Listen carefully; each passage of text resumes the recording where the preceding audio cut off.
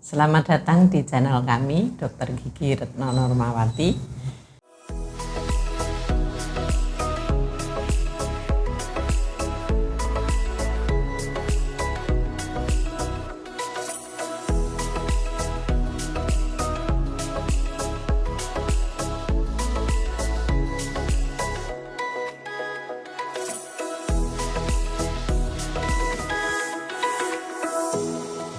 Kita akan mengulas penggunaan gigi. Banyak orang bertanya, kira-kira makanan apa yang menyehatkan bagi gigi? Nah, kalau kita melihat penggunaan gigi, kita mestinya harus dibagi-bagi. Penggunaan gigi pada saat masih muda, kemudian penggunaan gigi pada masa remaja dan dewasa, kemudian penggunaan gigi pada masa tua. Tapi saya tidak akan membagi-bagi seperti itu, tetapi secara menyeluruh saja penggunaan gigi.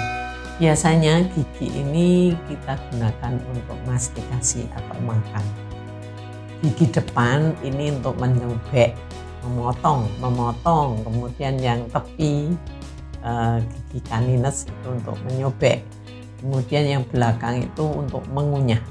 Nah, di dalam menggunakan gigi itu banyak makanan-makanan yang sangat berpengaruh terhadap gigi.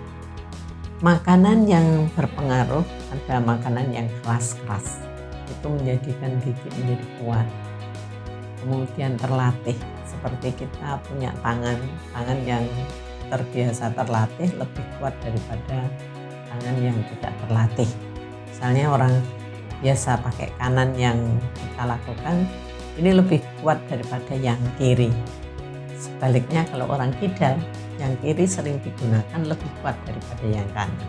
Nah, gigi juga seperti itu.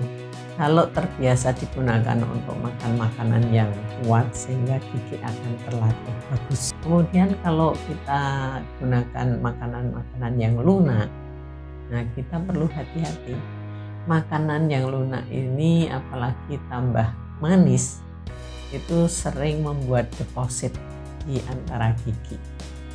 Ini yang sering meninggalkan deposit makanan di situ yang bisa menyebabkan gigi menjadi kotor, menyelip makanan yang kemudian mengalami fermentasi dan akhirnya akan kerowok giginya. Kemudian kalau kita lihat penggunaan gigi pada makanan yang mempunyai temperatur bisa panas atau dingin. Sering orang menanyakan, risiko apa yang terjadi kalau makanan kita terlalu panas dan terlalu dingin?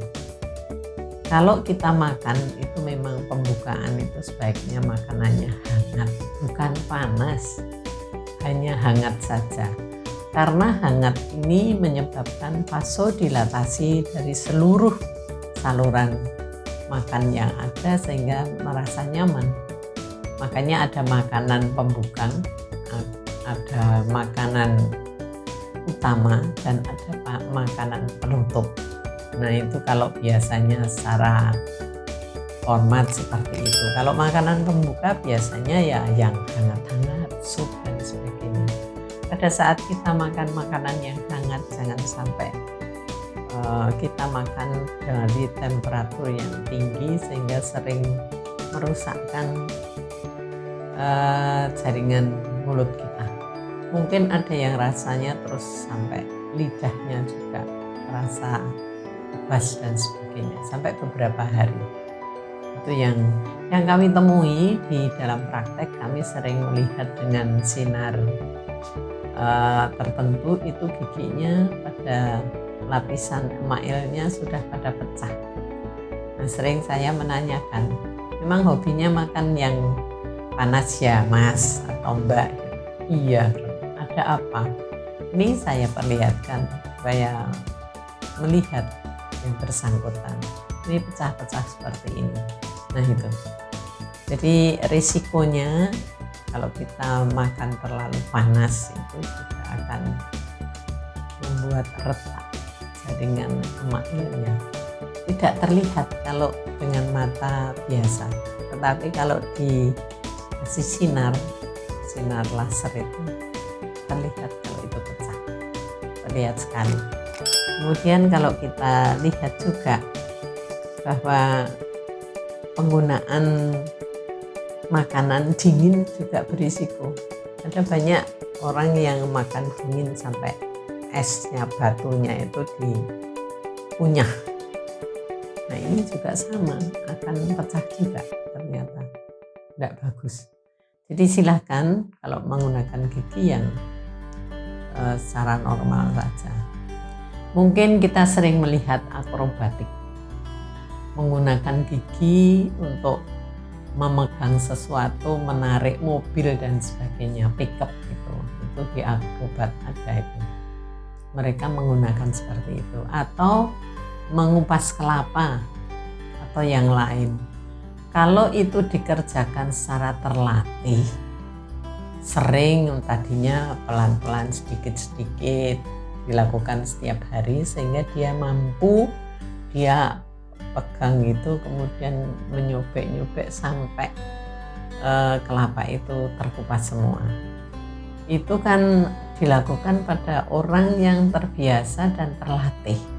Kalau tidak, ya bablas giginya, lepas. Jangan menggunakan yang secara ekstrim seperti itu, karena kita sudah zamannya bukan zaman batu lagi, sudah punya alat-alat yang bagus untuk mengupas.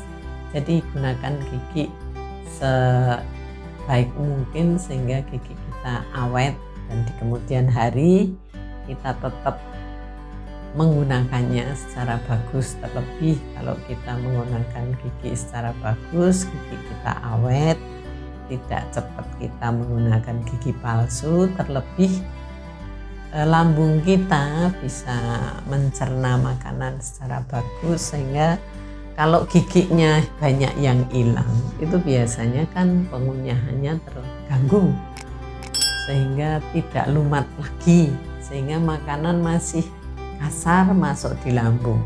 Akhirnya lambungnya yang bekerja secara maksimal, sehingga terjadi perutnya membesar. Makanya banyak sekarang perut pada membesar, salah satunya adalah pengunyahannya tidak sempurna, sehingga harusnya tidak bekerja maksimal di lambung, tetapi karena nelan barang-barang yang belum termastikasi atau belum terkunyah dengan bagus, nah akhirnya kerja keras di lambung. Jangan sampai ya, sehingga kita nomor satu yang utama dulu rehabilitasi pada jaringan gigi dulu, supaya semua barang-barang yang kita makan, kan kita belinya juga mahal, makanan-makanan yang terpilih. Kalau ngunyahnya tidak bagus, ya sayang, karena nanti ya di lambung juga tidak akan terserap dan keluar lagi. Sayang enggak? Padahal itu mahal.